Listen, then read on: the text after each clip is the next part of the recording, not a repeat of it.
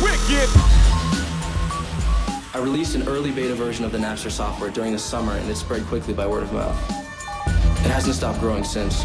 Napster users can download musical selections in an MP3 format. MP3 is what's called a variable loss compression algorithm. Here's how it works. Napster and downloadable distributions, the biggest excitement since disco rap and the Beatles. It's like new radio. The majority of usage of the MP3 format is for unauthorized sound recordings. Yeah, I would like a CD player, but I can't spend $16 on a CD. Napster is an evil, evil, evil, evil place to go. Tony Russomanno standing by live in San Mateo with more details on this story.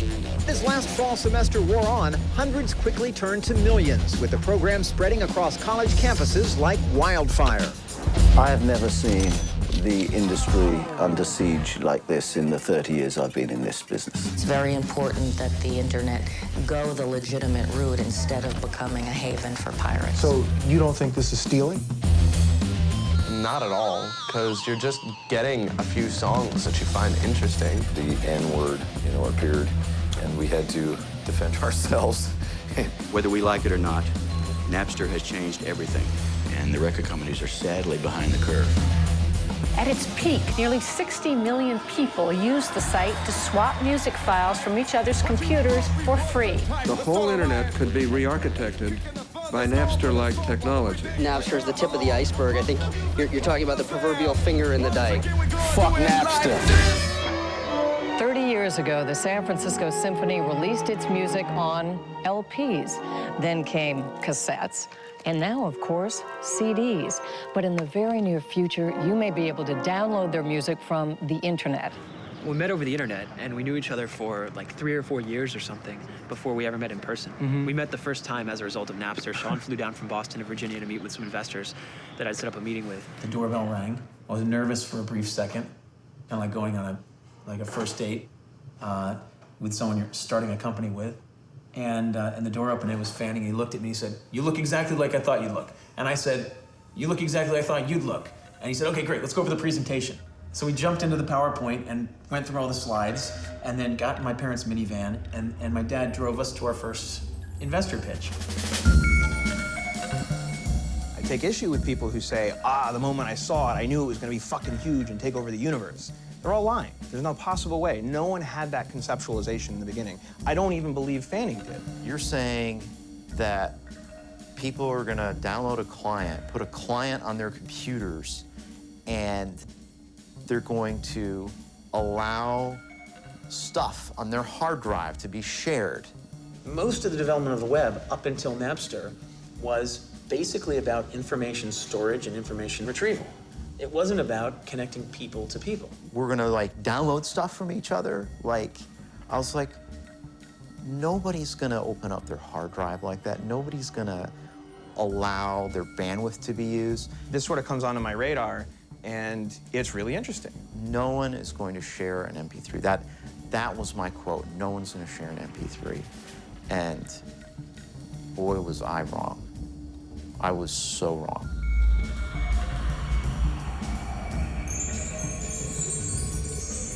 Our system has been built, this time-sharing system, for about 6 months now. It's been working.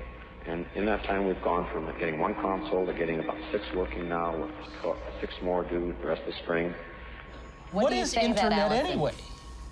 Internet is that massive computer network. The one that's becoming really big now. What does it mean? It's a giant computer network made up of, started from...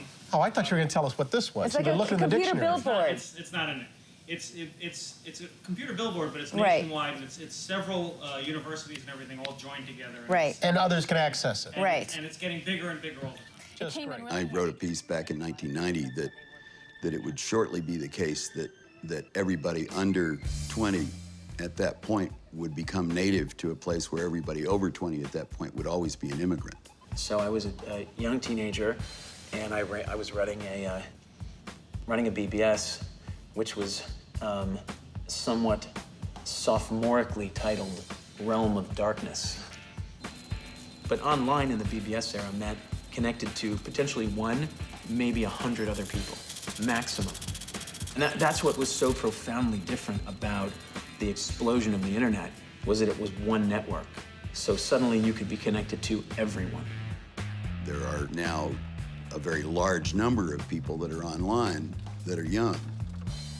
And, you know, they have a completely different sense of how the world works and what power is and what authority ought to be. I mean, it's a profound shift. It's the difference between vertical authority, you know, God-given, physically enforceable authority, and horizontal authority.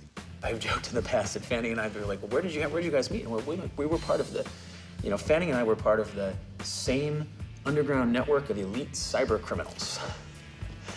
And it's basically true. We met through IRC. As we both got drawn into IRC, we became more and more addicted to it and more fascinated by it, which made us fight much harder to retain access to it. And then, you know, over time, it became our lives. It took over our lives.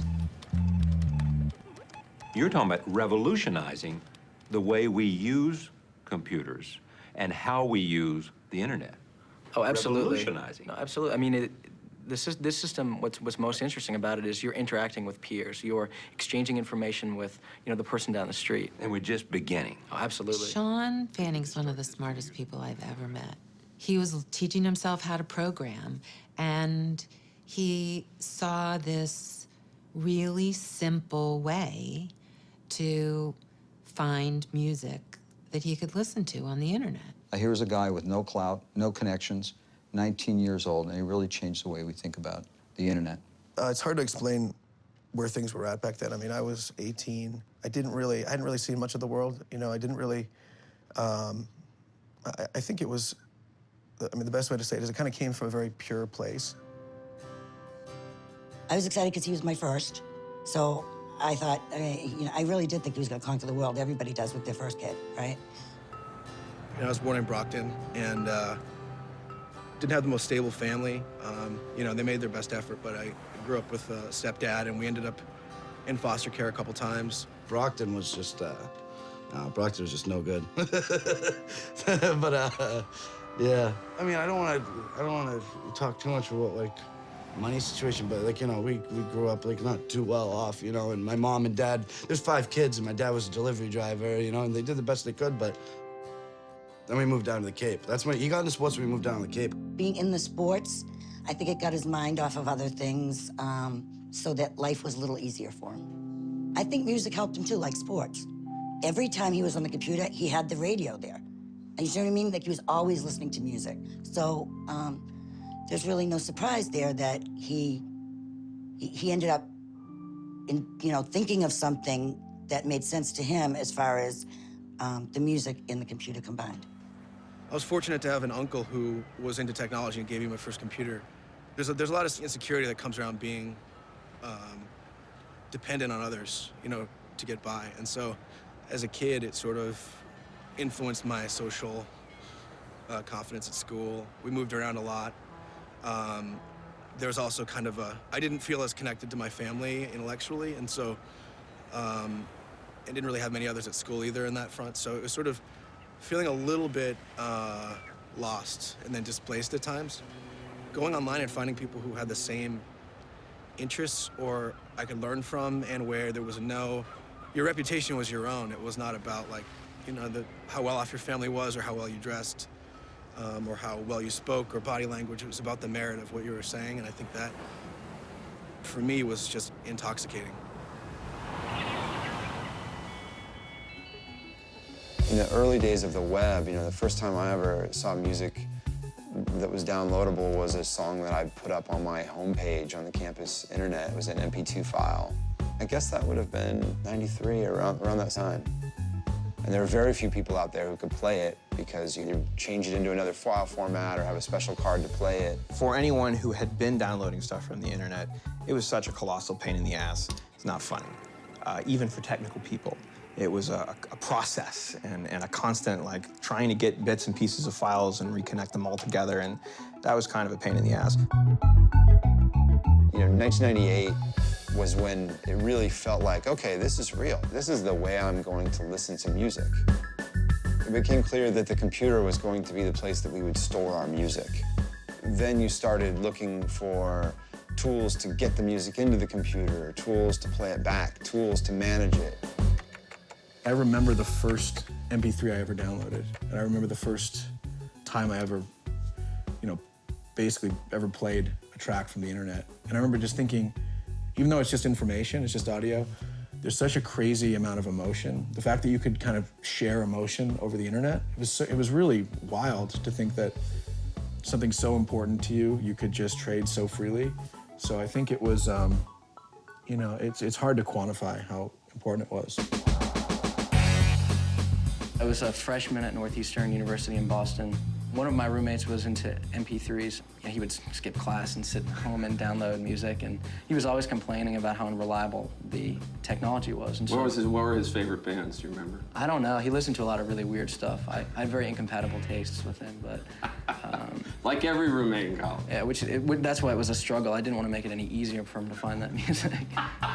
But no, I mean, he was complaining a lot, and that sort of signaled me that there was a potential, there's a problem that could be solved, and I just looked into it and came up with the solution, which ultimately became Napster. It felt like, this way of sharing media between people could be used for sharing anything. We started with music, but it made sense that it could work for anything else. It also felt like this whole model for sharing media was superior to like going and buying an album. Being able to both buy tracks as singles or share them with your friends and find stuff your friends like, and then being able to, basically have access to the entire universe of recorded music where independent creators could publish directly. It just seemed in every way, it seemed like a better system. So I would spend a weekend working on it at my uncle's office. Every time I had to go back to school, I'd kind of drag myself back. 2 days would become 3 days. I'd miss a day of classes, I'd miss 2 days of classes. It was just becoming more and more difficult for me to get myself back to school with any enthusiasm. My cousin was actually driving me back to school, and when I got there, I thought about it and finally realized just what a sense of relief I had when I thought about the idea of just leaving.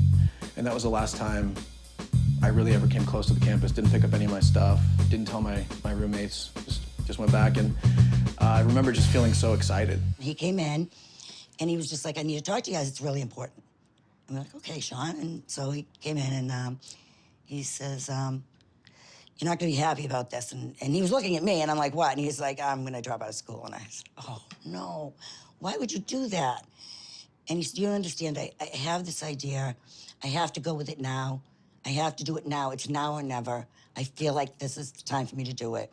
And I don't think you'll be disappointed.